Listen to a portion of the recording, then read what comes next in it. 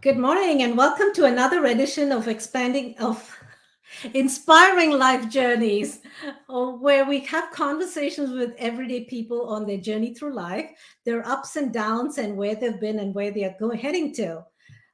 Before we start, just a short introduction of what our show is about.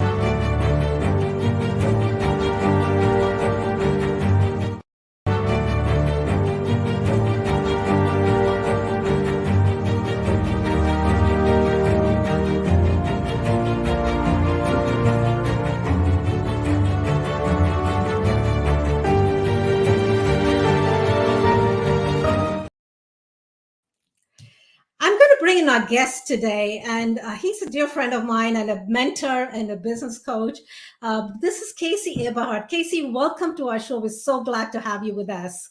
Oh my gosh, Shantha, I have been so honored and excited about today for weeks. I'm jonesing. I'm loving it. And I just want to first off just say I'm super excited about the intro and the video intro. This is fancy. Thank you, Casey. Just to give you all a little idea of who Casey is, Casey's been my mentor and my coach for years now. And he's an amazing speaker, an international speaker, a podcast guest. He's inspired so many people along their journey in life, in their business. And I'm a testament to that. And Casey, I think this show has got a lot to do with your coaching and you kind of nudging me on when I had the hesitations to do that. But you're so much more than that, and a true friend to all of us who know you. So welcome, Casey.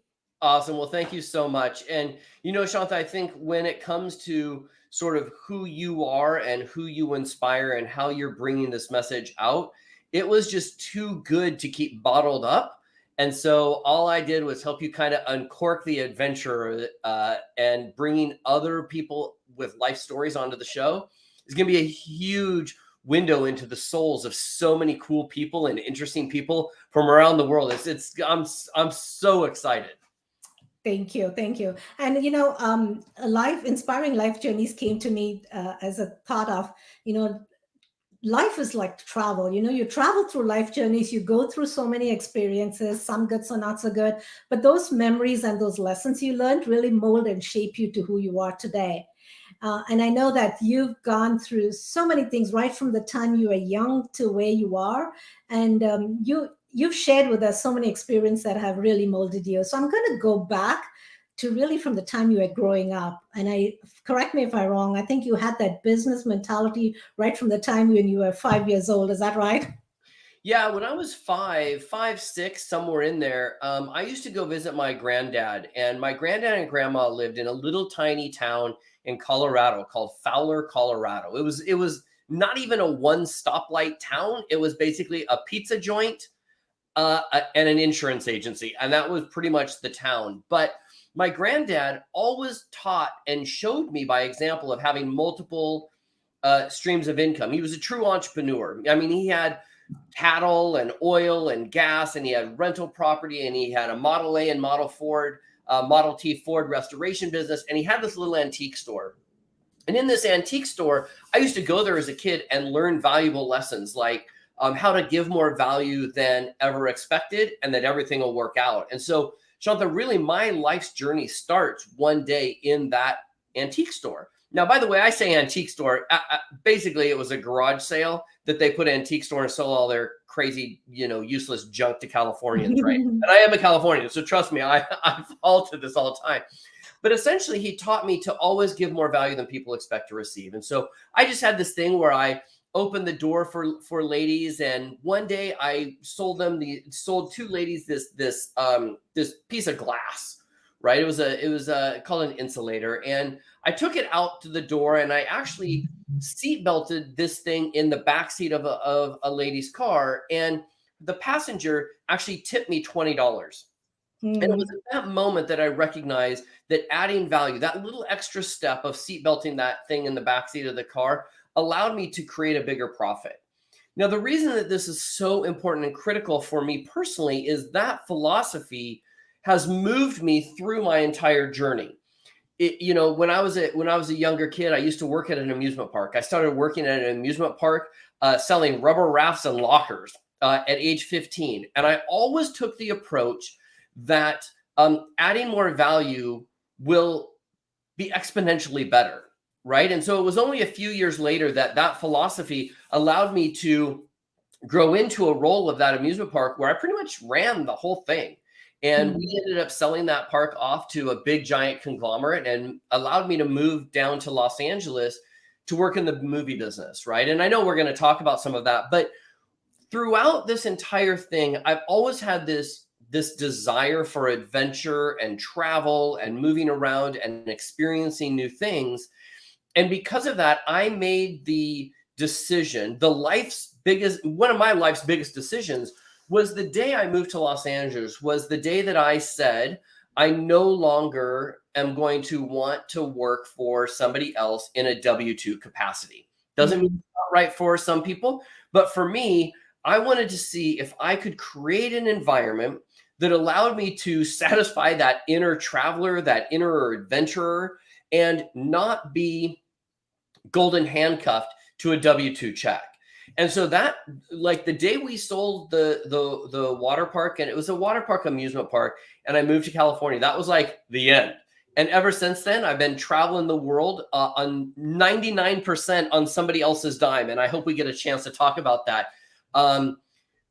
But it allows me to make the decision to help as many people as I can, work with as many people as I can, travel and check out the rest of the world. Because, listen, we're here only for a few tiny blips of time, right?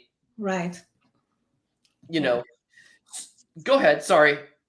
No, I was just agreeing with that. Our time here is, how are we making the most of it, right? Yeah, I mean, another, and this is again another life lesson from my granddad. When my granddad, when I was young, he kind of told me this story, and I know that it's been reiterated. I know there's books on it and all of that, but for whatever reason, it really, really hit me home when I was younger. And that was, we were at a cemetery, and we were visiting I think it was my great grandmother, my great granddad. I can't remember exactly who it was. In the cemetery, and I remember seeing two dates on a headstone. And at the end of the day, what my granddad taught me was that little dash in the center of those two dates is everything we do on this earth. And so that my job as a person, as somebody who's a being on this planet, is to make that dash as thick and as full as possible. And that's why I love kind of the journey of where we are right now, because it's all about creating that dash that's so thick and so full. And so I think a lot of times people will hear some of the stories I tell and some of the places I've been, and they're like, oh my gosh, I wish I could do that. And I'm like, you can. You just have to be on purpose and intentional about the program, the plan, the journey that you put in front of you. That's all. Yeah. Now, great lessons from your granddad, right from the time of providing more value than people expect and going over and beyond. And I love that, the dash, that it's so powerful, that little time frame you have, how thin or how thick you make it. That's a great way to look at things. So that's beautiful, Casey.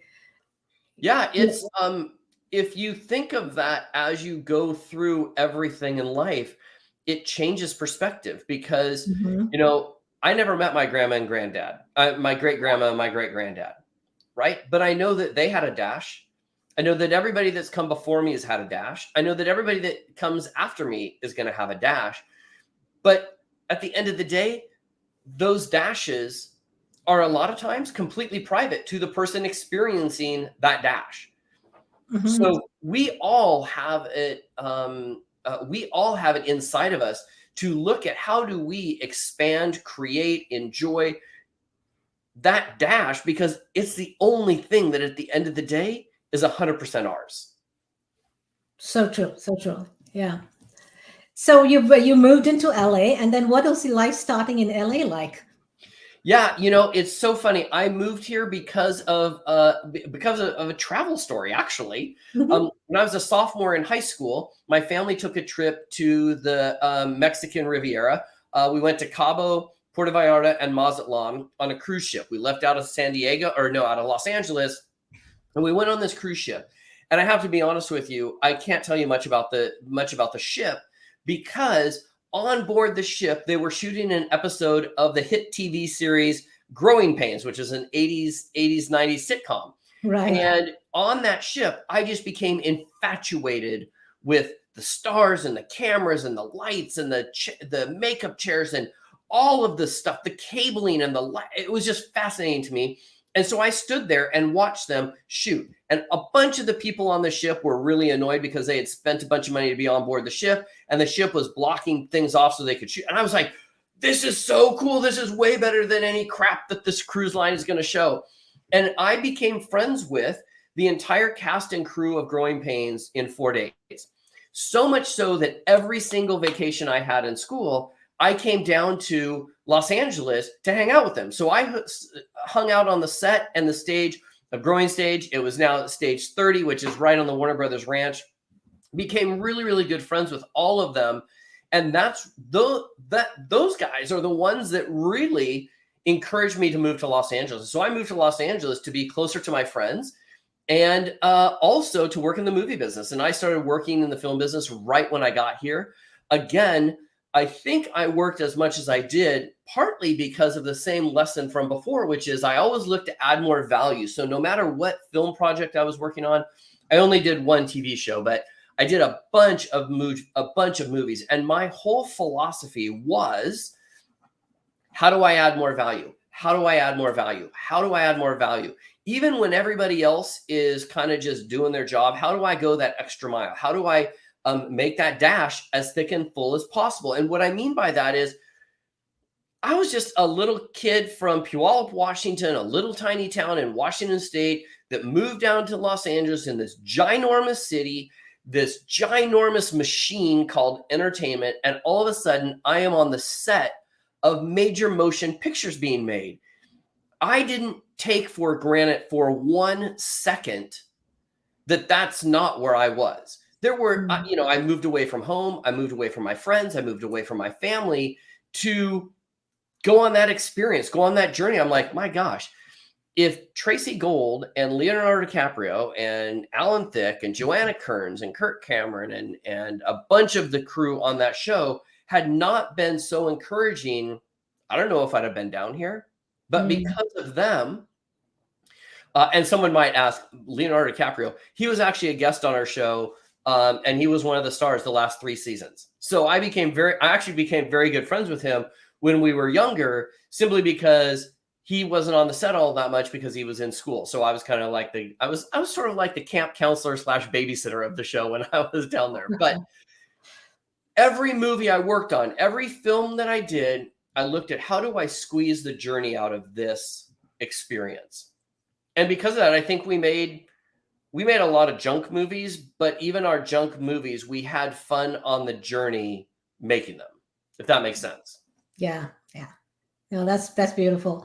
And adding more value along the way, I think you've beautifully incorporated that in all that you do right now, in all your experiences. And I love the fact that you learned that really from your grandfather. You need to have multiple streams of business, and you're a whiz at that, Casey. And what I like about it is that you're not just book smart. You really done all that before you bring it out to people. So how has that led you to really expanding your business with all these multiple streams that you have? Yeah. So this is kind of I'm going to kind of go a little bit in a couple of different directions, and we'll bring it back. When I was working in the movie business, it was never lost on me that there were opportunities all around us. So, I mean, to the point where I rented a fax machine. This is how long ago it was. I rented a fax machine for a movie I was working on, and the producer wouldn't rent it from me. We needed to go rent it from somebody else. And so I called a friend of mine and I said, hey, you're going to buy a fax machine and we're going to rent it from you. And that was the start of my rental business. And we rented film and television equipment all throughout to some of the biggest music stars that you know. And, as just a name drop, only because it's fun, I used to have clients like NSYNC, Backstreet Boys, Mariah Carey, Janet Jackson, Michael Jackson, Puddle of Mud back in the day, Hoobastank, like tons of these guys would use our equipment on their music videos and TV shows. We did the first 10 seasons of The Bachelor, right? And Simultaneously from that, I was always trying to find out ways that I could get paid to travel. And one of the ways that you get paid to travel is by working on feature films that are going out of town. So Mm. I literally remember sitting down early on in my career going, okay, if I want to move around the world and check out the world, what roles can I play in a movie production that'll allow me to do that? And that's how I developed kind of my journey in where I became a producer, a line producer, which is basically the money guy and the one that does all the deals with everybody from the crew to locations, is the day-to-day financing of it. And so I sort of looked for projects that took me outside of Los Angeles, right? And so I did that. I ended up doing a movie in Amman, Jordan, and all over the country of the Jordan in the Middle East. It was a terrible experience, but it wasn't a terrible experience because of the travel. It was a terrible experience because of the internal workings of that project. So, but it was certainly a harrowing adventure, needless to say. And again, because that experience was so bad, my life was put in danger at a very high level multiple times. In fact, I don't talk about this. I know we were talking about this right before we went live. Mhm. I was almost killed several times on that project. And I don't mean like, oh, flippantly, like I was killed, like you guys, like seriously, like PTSD, lots and lots of danger, which allowed me to then come back to that dash and go, okay, that was an experience. I definitely have the experience that's a little bit fuller and a little bit thicker than most people that will never have a chance to go outside the country. And I was paid for it, right? When I look at why I sort of became a speaker, well, I don't even know if I became a speaker. I kind of just worked into that direction because in business, I also learned the one-to-many messaging. The leverage of your message becomes the ability for you to sell more or show more or share more, whatever you want to call it, to more people, right? So I'm a big person about leverage. And so even as a speaker, I love being asked to go speak over in the UK, right? I've been over to the UK a bunch of times, got paid to go there. You know, I used to go to Australia pre-pandemic. I was going to Australia, you guys, every 5 weeks. I was going so much to Australia that I knew the flight crew that went back and forth because I flew Virgin and they only had 2 jets. So there were only about 50 of them, 50 flight crew. I was going over there so often that sometimes I'd be like, oh my gosh, I only have a few days in my schedule. So I would leave on like a Thursday night and I'd get back to Los Angeles in a Monday morning. Like I was there, go do my job. But other times I would tack on a week or two. Again, people paid me to go over there and present. People paid me to come speak to their group all over the country for sure. And the reason that makes sense for a lot of people is it ties in your passion. It can tie in what you're doing business-wise. It can tie in your thirst for knowledge and adventure. I just think everybody should be inspired to create their own journey, that if travel is on the list, then let's figure out how to build a business or build a support structure around you that allows you to do that and have some fun, because you know what? Your dash can be cut short anytime. Yeah. Right? Mhm. Right, right. Yeah, and that's a great way to spread your message and become an international, have an international audience and a speaker. And once you start that, it just kind of grows and grows there. So your Well, journey. and I'm sorry, Sean, but let me just, I just thought of this as you were just talking, that Mhm. it's like, listen, I know that there are people that are watching this, or hopefully there are people watching this and or listening to this, and they're like, you know what? I love to go on cruises. Awesome. I love going on cruises. I've been on probably 30 to 40 cruises all day, all over the world. Right. And so you go, okay, well, how can I take a cruise and make that to be free, or where I get paid to do it? So that's how my brain works. It's like, if I'm going to do something, how do I do it and get paid for it? Or how do I do it and help other people? Or how do I do it? And if not getting paid for it, how do I have the most fun in the short amount of time? Right. So I love cruises. Well, here's an easy way to get paid to go on a cruise, and anyone can do it. There's 2 words, and these are writer downers: call Shantha. Right? Because you work with someone like Shantha who can help organize a group cruise, and you go out to some friends, some family, maybe it's a club, maybe it's a business program, maybe it's just a group of people that are interested in talking about some topic, wine, new kids on the block, real estate. And you say to someone like Shantha, hey, Shantha, can you help coordinate putting a few of us on board a ship? And she works with you. She does all the work, right? And you show up, and it's awesome. You get to have your friends on board the ship. I've worked with Shantha. She's done several cruises for me. I've been super fortunate to have been asked to speak on several of her cruises. But this last cruise we just did a cruise. I took out, I run a business coaching program and a mastermind. And just a couple of months ago, we got back from taking 26 people out down to Mexico. We went to Cabo for a couple of days, and we masterminded on the ship. We had a couple of speakers show up on the ship, and it was awesome. And you know what the best part of all of it was? There were three things. Number one, I got to hang out with a bunch of cool people. Number two, I got to go on a cruise. And number three, Shantha cut me a check.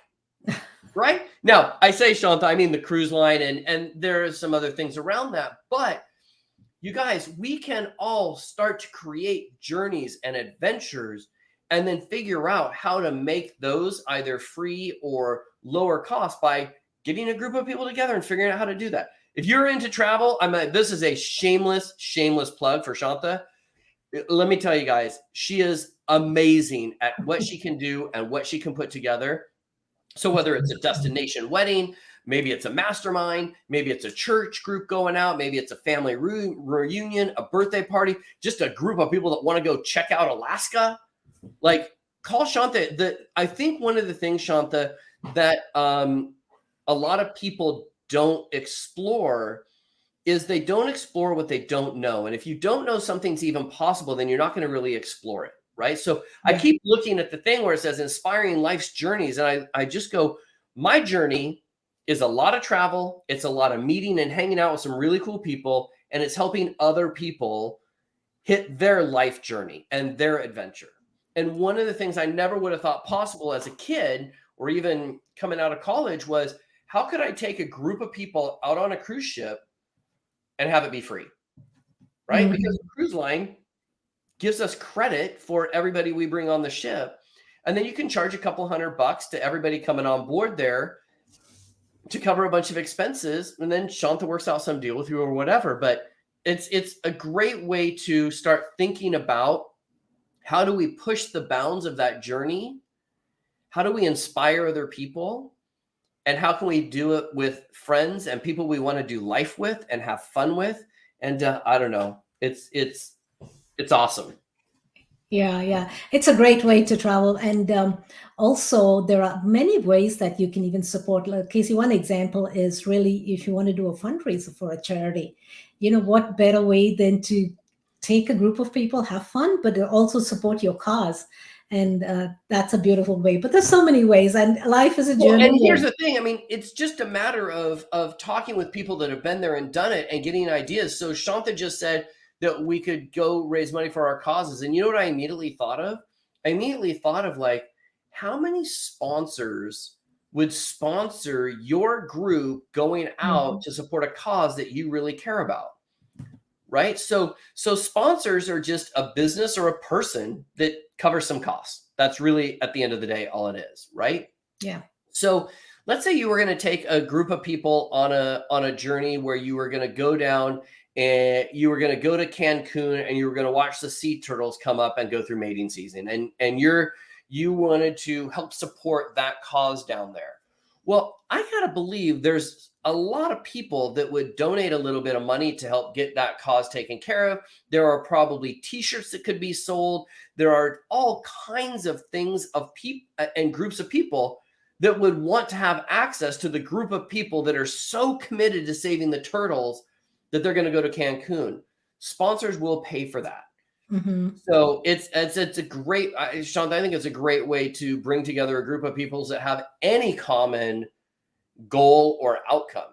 Yeah. Right. I remember on one ship I was on, this is when I was a wee bit younger. there was a chess group on board the ship, and what they did was they got a bunch. It was like a chess club, and then on the sea days, they all like. I just remember on the deck they had all these tables set up with chess games, and they were just playing chess. They taught passengers how to play chess, but it was like a chess tournament on board there. Another friend of mine, she goes on New Kids on the Block cruises, and they literally like get NKOTB on board a ship, and then they sell out this whole ship for people that want to hear them sing. We're talking like, I'm 51, so this is a group of mainly gals that are 51, let's call them 45 to 50 on board a ship. Well, if you are a business that sells stuff to women that are 45 to 50 that used to be into New Kids on the Block, there's a high likelihood that group cruise could sell some sponsorships to help cover that. Right. Yeah. And that, by the way, just goes into adding more value. Right? So think about, I know we're going off on a little tangent, but it's worth it. My friend Jamie, who goes on these New Kids on the Block cruises, right? Let's say there is a new makeup line that donates money back to a potential charity, but that makeup line is designed for women that are not 20. Well, by them coming on board the ship and maybe sponsoring it, they're adding value to those women's lives. The cruise is adding value to the sponsors' lives, and everybody wins. So I just say that when you are looking at you creating your own journey, look and see how you can explore to add value, have more fun, take some people you want to go hang out with, and, I don't know, get paid to do it. Yeah, definitely a great way to do that. Casey, along those lines of adding value, what tips would you give for somebody who's just starting out into business and trying to figure out, how they can add that value into whatever business they may be? You've helped so many businesses in different stages of life, of their business life. Yeah, here's what I've always found to be true. And I found this whether I was at the amusement park, whether I had my rental company, I had a clothing manufacturing business. I have sold so many companies, I lose track of them all. And at the end of the day, there's one thing that every one of us can do that unless you are on purpose and intentional with it, it just goes in kind of one ear and one out and out the other. And that's this: be the resource. Be the resource. Be the person that when you show up at an event, or you show up at church, or you show up at a family reunion, or you show up online, or you show up on a podcast, be the resource. Listen to what people need and make a referral, make a recommendation. And if you don't have someone to recommend or refer, then go find someone and start making those connections.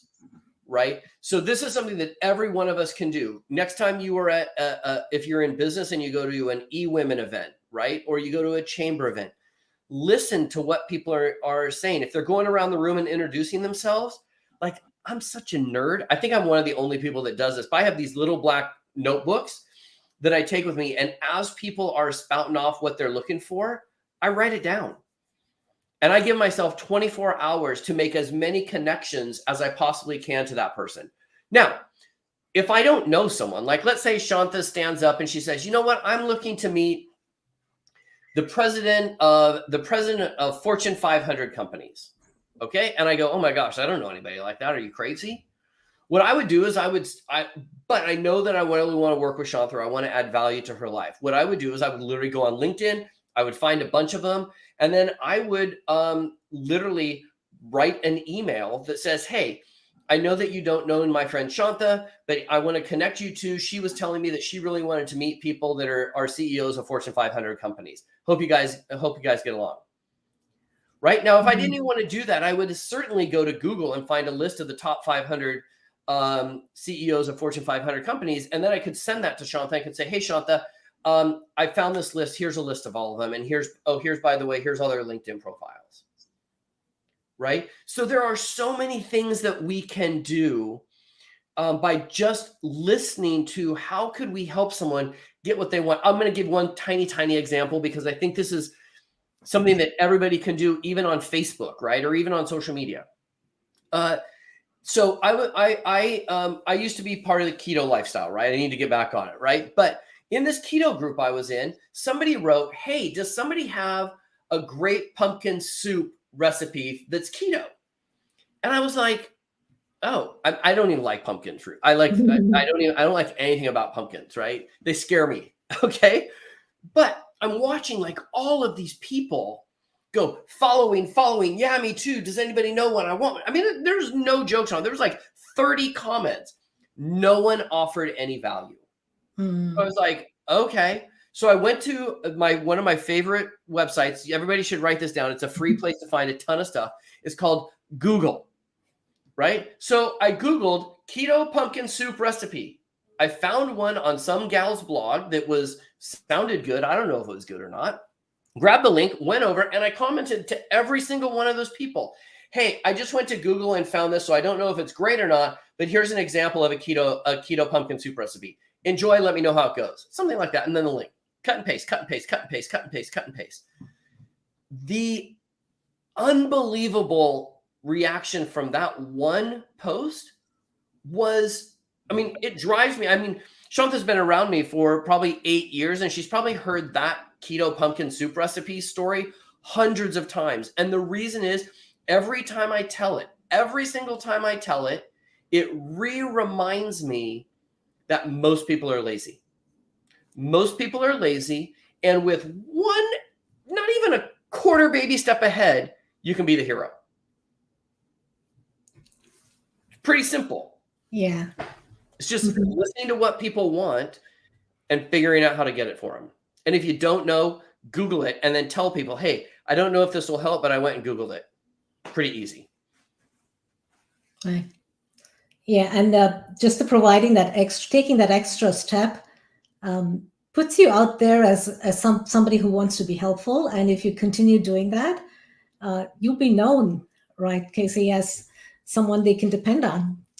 I think it has a compounding effect because what happens is people, well, I mean, let's bring this into a real life example. Number one influencer in the world is Oprah Winfrey, right? Oprah Winfrey has mastered the art of brokering influence and attention by simply listening to what her audience wants and giving them her recommendations. They want to read books, she starts a book club. They want to release weight, she buys Weight Watchers. They want to watch her interview Tom Cruise, she goes and books Tom Cruise. She is listening for what her audience wants and then doing nothing more than giving it to them. It's it. Mm-hmm. Right. Casey, you got a new Facebook community called Expand the Business. Could you like to share something about that and how that got to going and what people can expect from that?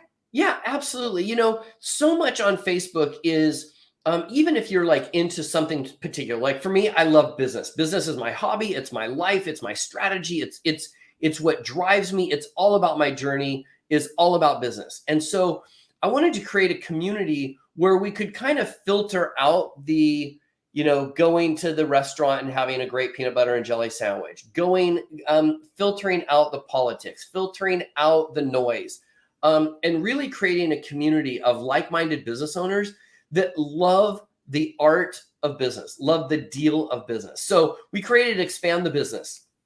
And if you guys want to join Expand the Business, it's free to join. It's just a Facebook community called Expand the Business. We've got as of right now, we have about 3,700 people from around the globe. And Shantha just threw up that slick little banner. Did you just see that? So if you go ahead and go to www.joinetbexpandthebusiness.com, we'll take you right to the Facebook page group. And inside there, people are sharing examples of what they're working on, so we can all go support that. There are people that are like, "Hey, I've got 2 different book titles. Which one do you think is better?" Hey, it's a very active, on the ground, playing full out type of business group. So we don't allow spam. We don't allow bots. It's monitored by humans. People get a little rowdy in there, we just boot them. It's just not worth it to me. That community is almost like the mothership. So we'd love to have you come play in there. Anything I can personally do to help you grow a business or, even float some ideas and get you out of a W-2 job, if that's what you want to do, or have some fun on the weekends or on your vacation time. I'm happy to do that as well. So yeah, so join ETB. We'd love to have you come and play. It'd be awesome. Awesome, Casey. A couple of things I would like to touch on before we start wrapping up, Casey, is we talked briefly about your travel journeys. What's one favorite place that you've been to, or a couple of favorite places, and how has that, and why was it your favorite? Number one on my list is Australia. I've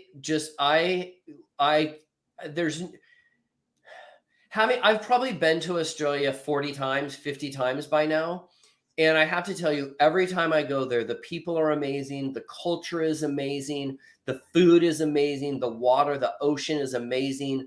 Everything about Australia. Like, I used to be one of those people that had Australia on my bucket list. And I know a bunch of people have Australia and Sydney on their bucket list. Go. They speak English. So if you're American, they're going to talk your language. You don't even have to like try to interpret things. Now, some have a big, thick accent, but that's okay. That's where it's fun. I love going to Australia. If I could move anywhere outside the country, it would be Australia. Sydney is amazing. Brisbane is amazing. Melbourne is amazing. It's just Australia would be where I would go. I'm a beach guy. So the funny thing is I'm a beach guy who doesn't like going to the beach.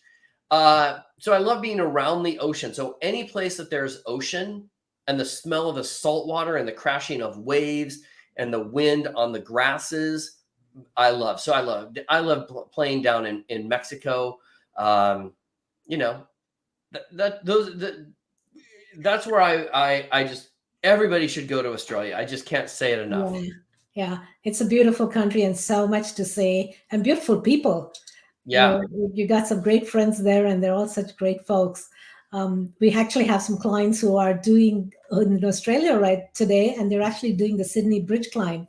Oh, no, let's not go crazy, right? No, but that is the Sydney Bridge climb. If you haven't heard about this, what they do is on that Sydney Bridge, you guys, they tie you by a little teeny tiny rope, and you walk over the top of that thing. The view is stunning. I've walked the bridge. I haven't done the bridge climb, but I've walked the bridge. Stunning view. And Shantha, I think it's always important for all of us to have some places we'd want to go. Like for me, I want to go to Japan. I've never been to Japan, and I've never been to South Africa. Those are pretty much the only two places I really want to go that I haven't, or at least for starters. Yeah, that was my next question. What's in your bucket list that you'd really like to go in Japan? And both great, great countries. So different.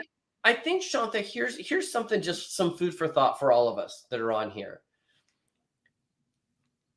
A bucket list is if you have stuff on your bucket list, I'm going to invite you to work everything in your power to start knocking things off that bucket list, because we are not guaranteed tomorrow. And the only thing I can say about you today is that you woke up on the right side of the dirt, right? And so people will ask me in interviews and stuff, and even from stage, they'll ask me like, what's on my bucket list? I really don't have a whole lot on my bucket list, because the minute something comes in on my bucket list, or that I think, oh my gosh, that would be really cool, I start looking for ways that how I can make it happen, because I don't know if I'll be here tomorrow. So if you've had, going to Montana on your bucket list for 9 years, then get in your coach and drive to Montana. Right. So that's my 2 cents on bucket list. Yeah. It's true. You really don't know what tomorrow holds. I've had some dear friends of mine who said, "Okay, I'll do it after retirement," but life gets in the way. You have health issues or whatever it may be. Kind of don't put off things. I just was talking about this literally yesterday with my best friend. My best friend and I were talking, and he was like, well, I'm already starting to fantasize about retirement. I've got another 10 years of work before retirement. And we were just like, well, wait a minute. What are we going to do in 10 years that's so much different than what we're doing now? And if there is something different 10 years from now, we might have had a hip replacement. We might have, something may have happened like the pandemic. I mean, who'd have thunk that would have knocked out 3 years of chatter time, right? So it's important for all of us to live in the now. I sometimes will say, and Shantha knows this because she's part of our mastermind, that I say all the time, it's now o'clock. Mm-hmm. The time is now. Like our watches should say now, because if you wait, you run the risk of not being able to complete that before something happens to you or another family member. Yeah. And that goes for everything that you do in life, right? It's just not what's on your travel list, but just whatever you choose to or whatever you want to do, don't put it off. Yeah, even if there's somebody that like really made you angry as a youngster and you're holding that grudge, like get rid of it. And I'll give you Mhm. I've not shared this at all, but you know, I was driving down the street. It was last Friday, so it was a week ago, and I don't know why, but I had this wave of going, oh, there's this person in my past that I haven't talked to in probably 20 years. And we ended our relationship on a really, really bad note. Really bad note. Like it was no good. Right. And I was driving down Oxnard Boulevard here in North Hollywood, California. I'm driving down and I was like, oh my gosh, you know what? I got to take care of this right this second. So I literally pulled over because I don't text and drive. I pulled over and I looked him up on Facebook. And if you have not reached out to someone for a long time, there is a message that can come up on Facebook now that's really awful. And it Mm. was basically like remembering and his name. And essentially he passed away 2 years ago. I had no idea. I'm never going to get the opportunity to make that situation right. Mm. So I say this to everybody that's listening, is that if there's a list of people that you will regret if something really happens by not closing that loop and making things at least right, or reaching out and forgiving them, or telling them that you love them, or sharing a story or an anecdote with them, like it's now o'clock. We may or may not have tomorrow. Mm-hmm. So true. So true. We don't want to live a life with regrets, right? So, mhm. Yeah. Thank you, Casey. Thank you so much for joining us. You've given us some great nuggets to you right from the time you were growing up to what your last thoughts was. Don't live a life. It's now o'clock. Don't put off things that you can do now to a later date. So thank you. Thanks everyone for watching, and join ETB, connect with Casey there, and join etb.com. And we'd love if you could subscribe, share, and comment, and share this video with everybody. Casey's given us some great topics that we can share with everybody, and great nuggets there. So And before we Shantha, thank you so much for bringing this show to life. You guys, I want you to drop in the comments like, what's on your bucket list? Like, let Shantha and I know, where do you want to go? Where do you want to travel to? What's on that list? We want to know. Why? Because we want to talk about you behind your back. No, but we want to just see what's out there. What are you aiming for? What are your goals? Where do you want to be? And Shantha, I just can't thank you enough, not only for bringing a platform like this to the world, but also just being who you are. You are an amazing, amazing person, an exceptional businesswoman, and I look forward to many, many, many, many more vacations with you by my side. Oh, thank you, Casey. And we look forward to having you back on our show in a few months as well. And, sharing your wisdom and bringing some new ideas and thoughts to our listeners. So thank you so much. So before we had sign off, just a little quick video to wrap up our show.